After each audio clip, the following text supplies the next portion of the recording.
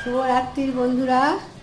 এই যে আজকে আমাদের রাতের খাবার দেখো, কী খাবার দিয়ে দেখো, ডিম সিদ্ধ, লিচু, তরমুজ, আম, আপেল, কলা, দুটো থালায় একই রকম আছে, আর তড়কা। এই হবে আমাদের রাতের খাবার আজকে। এর সঙ্গে রুটি ফুটি কিছু নয়, এই খাবারই সবাই খাবে।